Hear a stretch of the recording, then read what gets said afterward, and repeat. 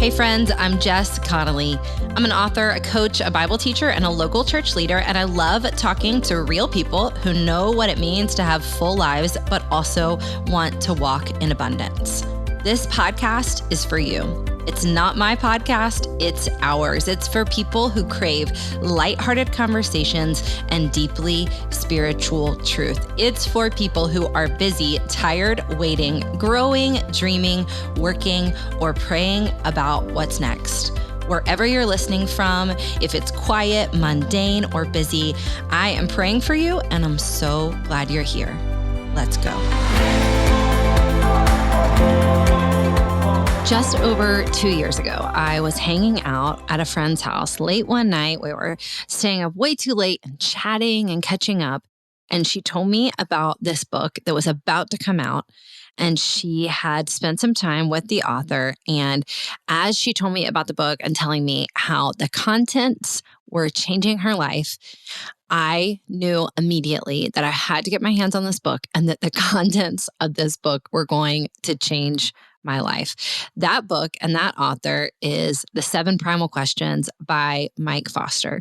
Now listen, if we are friends in any capacity, you will know I have probably talked to you about the 7 Primal Questions sometime in the last 2 years. The 7 Primal Questions are really just a revolutionary guide to understanding everything about you and your relationships, what drives you, what makes you scared, what your life is all about. And so today I am thrilled that I got to have Mike Foster, my new friend, on the podcast to tell us more about the 7 Primal Questions. Let's go. Hey friends, I just want to welcome you to the Jess Connolly podcast. And I want to immediately thank my new friend. I hope he'll still be my friend, Mike Foster, after I've made him wait with my technical difficulties this morning. I'm so thankful you're here. Thank you for coming on the podcast. Of course. I'm so excited about this conversation, Jess, and thanks for having me. Well, I told you I wanted to do all the get to know you while we were recording because I wanted people to hear what I'm about to say, but I think there could be a chance I'm your biggest fan. And I don't know if you know that, but I have been a Mike Foster fan forever. Years ago, all I wanted in my whole life was to be on your podcast, Fun Therapy. And at the time, actually in therapy. So I was like, this would be a great free, just somebody figure me out, fix me. I need to listen to every single episode, and I want you to tell us about that in a moment. But then I also wanted to tell you a couple other things that you might not know. First of all, I have had so many conversations about you this week alone. I was talking to our mutual friend, Adam Weber, who told me he's with you. Yep. He also told me that you are in the middle of a renovation of your home. I am. Which I am also in the middle of a renovation of my home. So if we want to commiserate about that in a moment, we can. Yes. The pain. It's literal pain. And I also am a huge fan of our other mutual friend, Kim Stewart, who told me about the book we're going to be talking about today, The 7 Primal Questions. But will you just give everybody a quick bio from Fun Therapy and before to now? What do you do? What drives you? We want to know everything about you. So what I do is very simple in my mind. I just want to help people transform their lives and flourish and thrive. And I guess one of the things that is really important in terms of the work that I do is a lot of times there's so many things standing in the way of what we really want for our lives. And whether it's trauma or fear or anxiety or just unhealthy relationships that we're in, sometimes it's just not seeing our own blind spots. And so what I do is just help people get clear about who they are and what they want and how to get it. I've been doing this type of work for 20 years. I've got to work with just tons of amazing people. I write about the topic. I do speaking and workshops on the topic. But in many ways, I just look at what I am currently involved in is just, it's transformational work. And that sounds like a really big thing, but in many ways, it's a very simple, straightforward thing. And that's part of how I do it. I want it to be fun.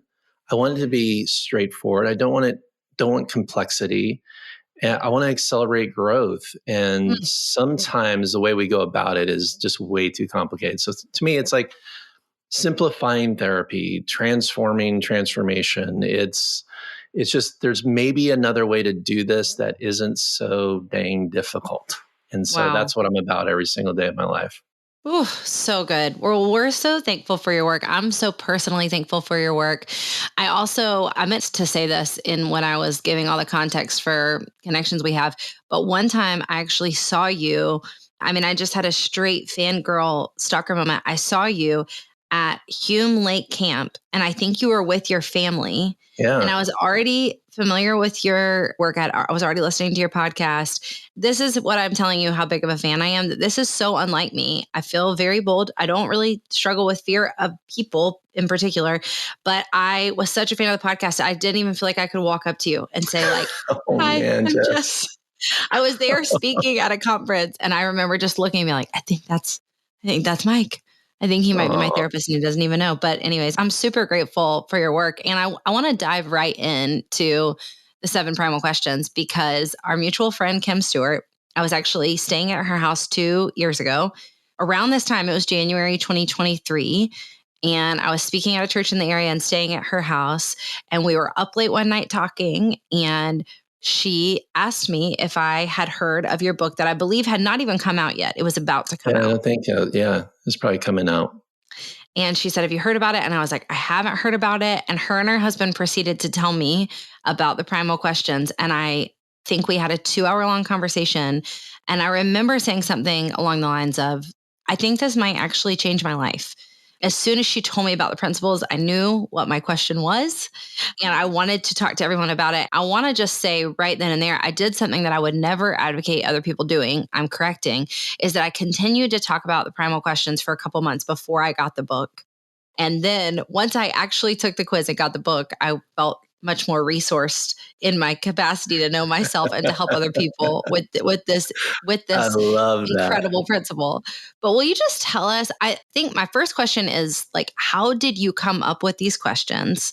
And then will you tell us about the principle?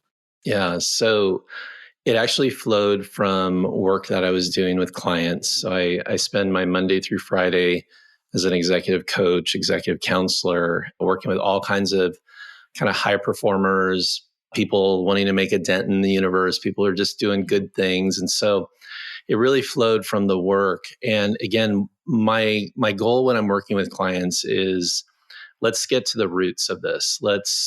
So often I describe it as like a tree. So oftentimes therapy or coaching or even the self work that we do, it's like trimming branches of a tree.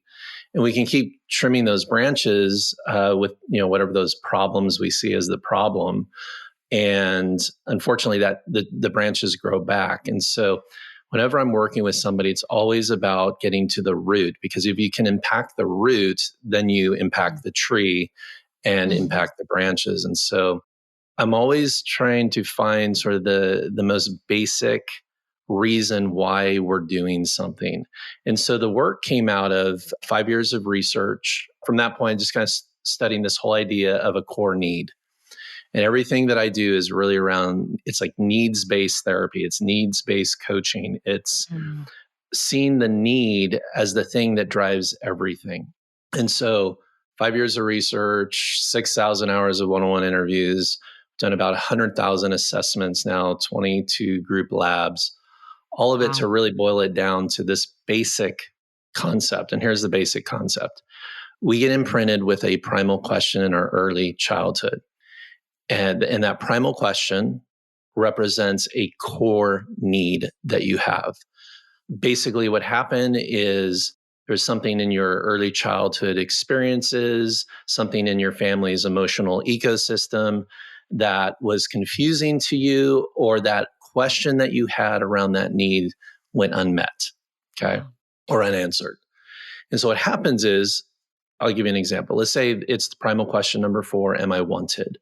Let's say there's a divorce in your early childhood, dad leaves, doesn't come back. All right. So naturally, a child would ask, am I wanted? Okay. Does Mhm. dad want me? He doesn't Mhm. show up anymore. He doesn't come to my birthdays, parties anymore. He doesn't interact with me anymore. So the confusion of that experience imprints this question of am I wanted? And am I wanted is around the idea of being included and connected and pursued and belonging.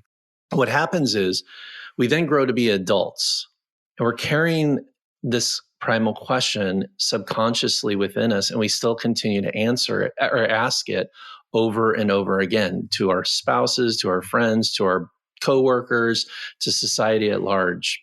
Am I wanted? Am I wanted? Am I wanted? Again, all of this, Jess, is underneath the surface.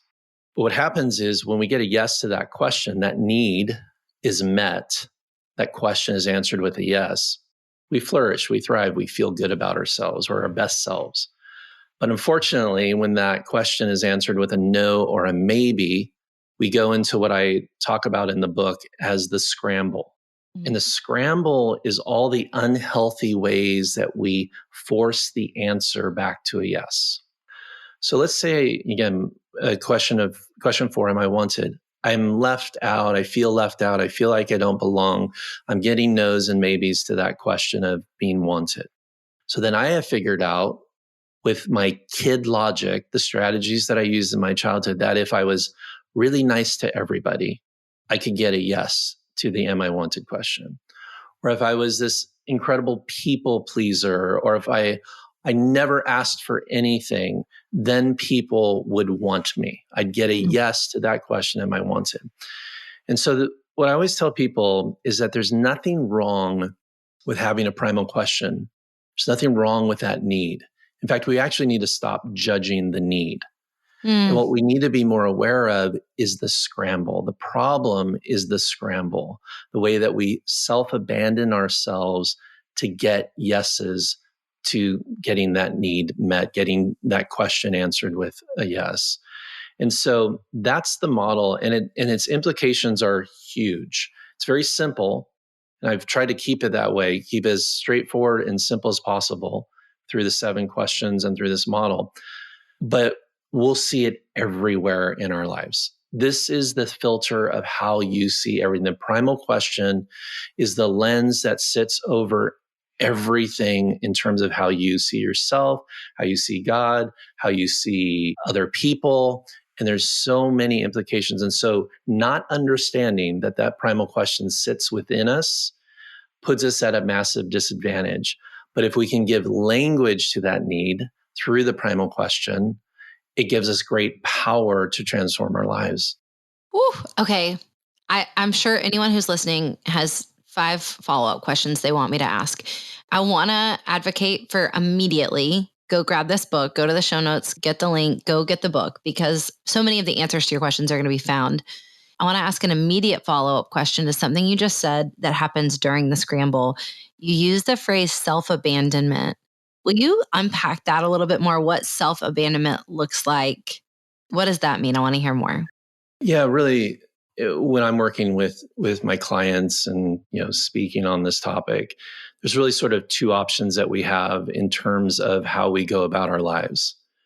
One option, which a lot of us fall into, is self-abandonment, where we compromise ourselves in order to get what we think we need, from somebody else, We do things that work against our growth, things that work against our values, because that need is so powerful and strong. We all probably can identify, and that's actually one of the most important things that we can do, is understand what areas of our life are we abandoning ourselves?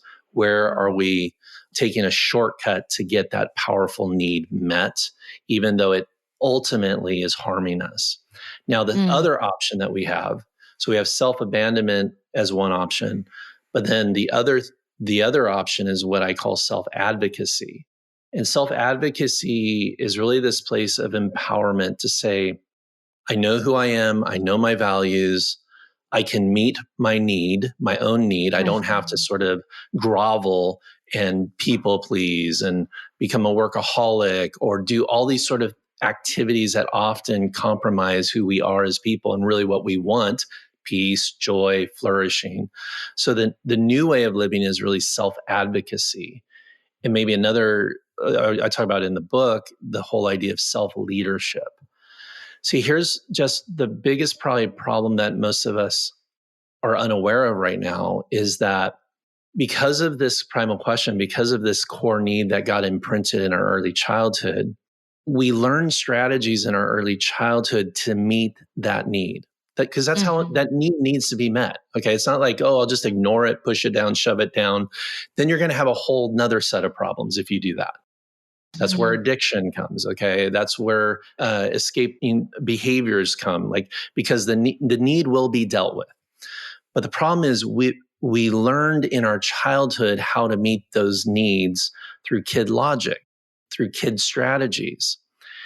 And then we unfortunately take those same kid strategies. Like, if I'm a really good boy, then mommy will want me around. Okay, that's a simple concept that a child might think. Like, if I'm really good, then mom and dad will like me. Okay.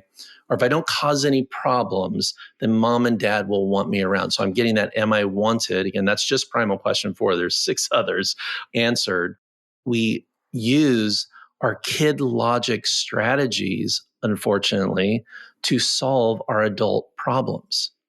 And so when we do that, we're in this place of self-abandonment. We're actually not checking in with the wise, discerning part of us of actually who we are today. For example, my primal question is, am I safe? So I have early childhood trauma, sexual abuse in my story. And so safety became the most compelling, important need in my life. Okay. So I carry that question now into my adult life, and I still ask it, am I safe? I ask it everywhere. Risk, safety, protection is the number one thing that I think about in my life because of that trauma. Now, I have figured out as a kid that hyper control and predicting and knowing everything that could possibly happen is one way for me to create safety for myself. So if I'm using that strategy as an adult now, okay, I'm just going to control everything to the nth degree. Okay, I'm going to make sure that I know all the information about everything so I can make sure that I don't get hurt. You can see how that is not a very good strategy for Mike Foster's life. Right. See, here's my problem though. I'm allowing the kid logic to drive my adult life. So this new opportunity, and this is where self-advocacy comes, and this is where the radical awareness of knowing your primal question can really help you, is that I can actually step back from my story and see the wounded kid driving the boat and driving the car of my life and say, you know what? I don't need that wounded kid to drive the boat. I need to help that little kid inside of me feel safe. But now I am the adult. I'm 6'4", 200 pounds. I have a voice. I can push back. I have resources. So I am safe. I can make this kid who all he wants is safety. I can say, I can answer that question with a yes. I can. The person, me, Mike Foster, can answer little Mike's question.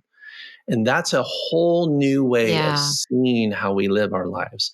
No longer with kid logic, but really with healthy adult discernment of what is true about who we are. So good. Ooh. Okay. That was all so generous and so gracious of you to share. Thank you so much. You guys, I don't want to ask Mike too much more about the principles and what's in the book, because I really would love for you all to be served by this book. We talk about it in our office often. We pull it out. We have everyone take the quiz. I ask people in my family to take the quiz. So I want to ask you a few kind of peripheral questions around it. One is, I'm just curious personally, is it easy for you to identify what other people's question is? Or is this really kind of an exploratory work that you need to do on your own? You know, I've been doing this a very long time. And so I can notice certain indicators on people in terms of what their question. And by the way, I look at that as not like a way to manipulate people or to look down on people. It's actually, and this is actually a really important thing that I want to communicate in this conversation, is that there's nothing wrong with you for having this question. There's nothing wrong with you for having this need. In fact, a big concept in the book that I write about is this concept of the primal gift. One of the things that happens, and the research shows, is that we take our question, we put it over somebody else. Okay, and we assume that they're asking the same question as we are, even though they may be asking a very different primal question. but we orient or attune to a person through our own primal question. So Jess, I'm always going to interact with you through the lens of safety. I want to help you feel safe because I'm assuming if that's my greatest need, I'm going to assume that's your greatest need, even though it may be something different. And so what happens there, and it's a big concept, but I'll try to summarize it. Within that interaction of me putting my question over you comes a superpower that I possess. See, one of the things that we can think about in terms of like our need, because this happened in our early childhood, because this imprint is so strong and this need is so strong, we basically have become experts on that need. I have a PhD in safety because I've been studying safety my whole life, not in college, not in school, but this is just the work that I've been doing. So I understand all the dynamics of risk and safety, what makes people feel safe, all of it. Okay. So that gives me a real power and a real gift that I can bring to people. So I say, one of the reasons why people open up to me, on the podcast, in my work, just knowing people for a few minutes, they open up to me and actually tell me things very personal and sacred about their story. And I believe the reason they do that is because of the interaction that we're having, they feel safe. I Yeah. am doing something in my voice, in my hopefully warmth to them. Yeah. There's a sense of protection that they're feeling. And so they're opening up and telling me something. That's a gift that I want to deploy into the world. And each question, I think your audience may be familiar with Bob Goff. Yeah. Bob's the writer of Love Does, amazing guy, he's a good friend of mine. Well, Bob's primal question is, am I wanted? Okay. And so we all get to experience the gift of Bob's primal question. Now, Bob, the most important thing to him is to belong and to be connected and to be in relationship. That's his very, very strong core need. But then think about how Bob attunes and relates to everybody else. He lets everybody be his best friend. He puts his phone number in the back of his book and says, call me. All right. Why does he do that? Because he wants us to feel wanted. That's Bob's superpower. And so every question comes with a superpower. And just us reframing this not as something's wrong with us, but actually there's something very right with us. And so what I notice, back to your question, the way that I assess people's primal question isn't so much with like their scramble, even though that could be a sign of like, oh, why is this person getting so upset when this happens? I could certainly look at that. But what I'm always identifying is somebody's primal gift and saying, oh, Yeah. wow, they're really good at question number 5, am I successful? Oh, they're really good at making people successful and winning. They're really strategic. Or am I good enough? Question number 6. Question number 5 is, am I successful? Question 6 is, am I good enough? And that's around value and worth. It's like, oh, that person really has this incredible gift around valuing people, making them feel worthy, unlocking value within organizations or teams. They have just this PhD in value. And so I'm typically looking for the gift, not what's wrong with them, quote unquote, So what's wrong good. with them. And I'll say reading the book, if it's okay, I'll tell you what my primal question is as Oh well. man, I'm Um, so glad because I really sitting here so curious. I'm like, Jess, we got to talk about your primal question. We have to. well, it's interesting. And I feel like maybe hearing mine might also help people see how it's not always easy to guess people's, because even some things that you've mentioned, all that being said, so reading the book and understanding the primal gift helped me understand my work better. Mine is also, am I safe? The first time I heard the questions, I knew immediately that's my question. But what's interesting is I've had other friends read the book or look into it and wonder if my question is, am I successful? Because I am very driven Yep. and I am a woman with a lot of ambition, but I've been able to say, no, for me, that is all about making sure I can take care of myself. It's Yes. all about knowing I can be independent and Yes. that I'll be okay. I want to ask you in a second about the difference between am I safe and am I secure? Because I have wondered Mm-hmm. if also there could be some crossover in am I secure? But understanding the Mm-hmm. primal gift, I would say how you described your capacity and your strengths. I find those to be my same strengths in Yes. settings. And people do feel really close to me. They feel like they know me, which I am so grateful for. I want them to Mm-hmm. feel that way. I want to share this. I would assume most people's gift also has, an edge that when they take that gift too far, it then becomes a problem.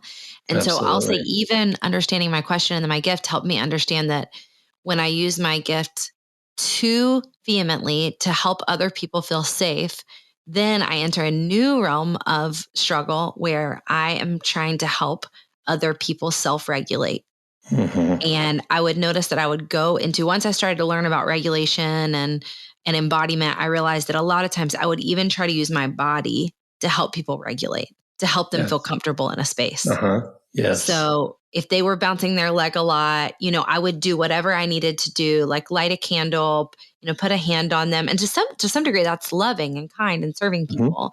But obviously there's a boundary to understanding where you end and where everybody else begins, and what can you actually calm everyone down? No, you cannot. In fact, you cannot calm other bodies down with your body. And so that has been even helpful for me to realize, like, okay, this is my gift. And also, it doesn't mean I'm required to do it in every space and that it has limits. But so going back to that, my first follow up question about am I safe versus am I secure? Because I will say a few of the gals in my office were like, we would like you to ask Mike the difference more specifically. Yes. But It's a great my first question. follow up question is, can you have two questions? Yeah. So one of the things, again, we talk about in the book is this idea of a satellite question. Similar to like Enneagram has wings, you can have a satellite question around your primal question. And usually what happens, I don't like to say 100% of the time, and I don't like to be so prescriptive and so aligned to the model that it can't flex to what you experience as an individual. But typically what happens, it's the question next to your question. Okay, so for a one, am I safe? Your satellite question would be, am I secure? And am I secure? That particular question has to do a lot with, do I have enough resource, financial resource? And here's kind of the way it works in my life. And I don't know if you can relate to this too, Jess, as a am I safe primal question person, is I am very focused on finances. Okay. I am very focused on money and resource. And it's not because I have a primal question of am I secure, but resources and money helps me feel safe. Okay. Mm, It almost like is a conduit to safety. So I've actually got to manage because I actually have some scramble around am I secure also? There's some things that I can get very easily activated by numbers and money and how much is in my savings account, the economy and a sale that doesn't go through, or, there's all this stuff. And I've got to be aware of really that secondary need around financial security. Even though yeah. my primal need is safety and financial security is a conduit to help me feel safe, that secondary question is one that I'll also have to be aware of and manage. Mm, Now, typically it doesn't work where I'd have an am I safe question and then also, question 7, which is do I have purpose? Those are very yeah. opposite concepts and the questions are organized in a way that where the satellite question is arranged in a way to where it will be complementary to your primal question. And so Yeah. both can be very. The other thing that the research shows is that if you experience a lot of trauma in your story, early childhood, it's very possible that you're going to have many multiples of questions. And here's why, because if you experience extreme trauma, you basically got all no's to all 7 questions. Wow. Okay. Yeah. And so you're going to have to manage all 7 questions in a different way. Now, I still believe that there's still one that drives everything, but you're going to have more impact from other questions. Like I honestly don't care if I'm successful, which is Yeah. question 5. I really don't care if I have a purpose, which is question 7. Do I have purpose? I joke with my wife, Jennifer, we've been married for 30 years, and like, I actually don't really care if you love me, which is question number 3. Am I loved? What I care about is that you help me feel safe Yeah. and that you don't do anything that makes me feel unsafe. Yeah. And so in many ways, it's like these other needs we're almost vaccinated to them. We can release the management of those other needs because the primal question need is so prominent and core to who we are. which I feel like helps when you have a partner or spouse or someone close to you that understands the primal questions too. I feel like it helps them understand the things that you don't worry about in such a Mhm. beautiful way. I would say the exact same thing feels true to me. I actually have never worried that my husband doesn't love me, not once. That is not something I've ever questioned. And to some degree, I don't worry about him leaving me because I'm like, I wouldn't let you. Where would you go? I'll find you. Like, I will take care of me. I will find you wherever else you Totally. try to be. I'll be on your front doorstep. That's what'll happen. So I don't know, how healthy that is, but that is what feels true in my Mhm. soul. Like I would make it okay. I would fix Yes. it. And I think that helps not only does your primal question help them know you because, oh, they're trying to get this answered, but then all the other questions you're not trying to answer, it really Yes. does serve the people who love you. But I'll say, even because our work is so similar, because I spend my day coaching women and also I'm a pastor. So I'm also, shepherding to some degree and I'm writing and I'm teaching.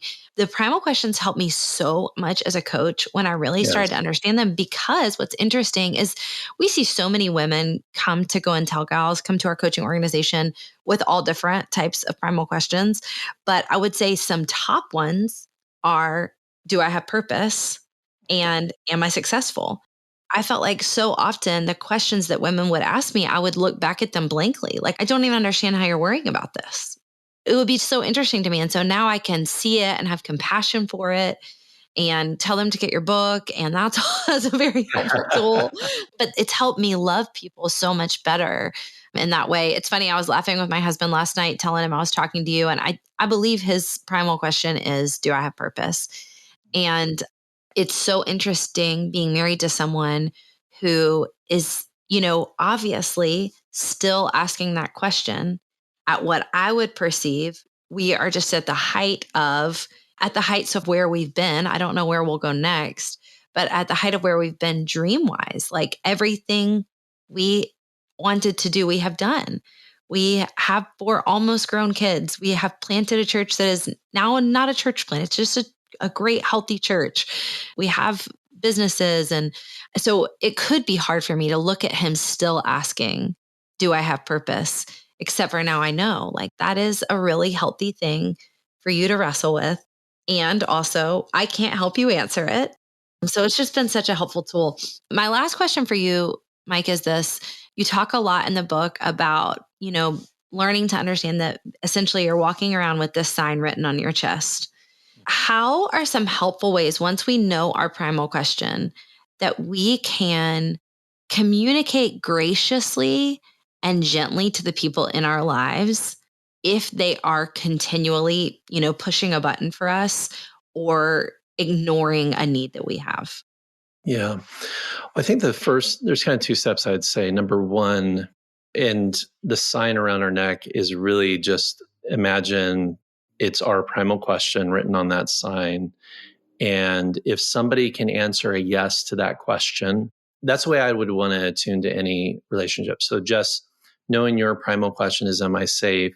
I want to figure out ways as your friend to answer that with a yes and also be aware of things that I do that answer it as a no, right? And or a maybe. I want to be aware of that dynamic with whatever the question is. That's why it's really important to know. So the first thing I would just say is like, we've got to get awareness around the need, the power of that need, the importance of that need. And we got to stop judging the need that we actually have. It's easy for me as an adult male living in America with this whole definition of masculinity. And I can look at my need for safety and say, oh, that's weak sauce. Okay. What's wrong with Mm, you, Mike? Why would you be afraid? Okay. Like all this mm, judgment and shame that we put on the need. So that would be the first step I would encourage your listeners is yeah. stop judging the need that you have. Stop judging the question. It's there, it's real, Yeah. it must be Yeah. contended with. This is about a strategic move that you're making in your life and your relationships to honor that need and then to begin to communicate, which brings me to the second part. So once we remove the judgment, self-judgment that we put on ourselves, which keeps us very quiet, keeps us not having these important conversations that we need to have with people. Okay. The second part I would say is it is absolutely your responsibility to clearly state how someone can answer your primal question with a yes. It is not their responsibility to guess. It is Ooh, not their responsibility to figure that out. And so you have to have the clear language. I work with couples all the time. They're like, you probably hear this too when you're working with people. Well, he should just know, okay, how to answer my primal question with a yes. Okay. Let's say her primal question is, am I loved? Okay. Well, he should just know how to love me. And I'm like, nope, time out. yeah, You need to specifically clarify what he needs to do in radical specificity of how yeah, to give you a yes. But also, yeah. you need to be very, very specific about how he answers your primal question with a no or a maybe, too. Okay. Mm, Because the need, yes, it's our need. Yes, we need to stop judging it, but it's also our responsibility to communicate that to people if we want to be in healthy relationship with them. And that's the big question we have to ask ourselves. Are we willing to risk the vulnerability of having these very specific conversations around our needs so that we can have a healthy relationship with that person? See, a lot of us say it's not worth it. We don't care enough about the relationship, so I just won't say anything. That is a formula for that relationship eventually failing, because you cannot be in a relationship with somebody, especially a healthy relationship with somebody, who continually answers your primal question with a no or a maybe. whew.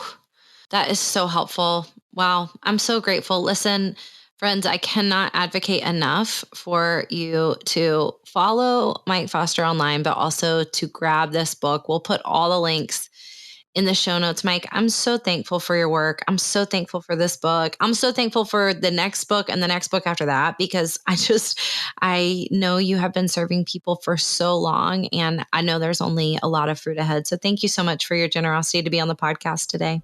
Jess, it's been a pleasure. I have loved talking with you, and thanks for letting me be a part of today. Friends, I'm so grateful you listened to today's episode. Thanks for spending time with me. It would mean the world to me to connect with you. So you can send me a DM on Instagram at Jess A. Connolly, or head to my website, jessconnolly.com, for more ways to connect.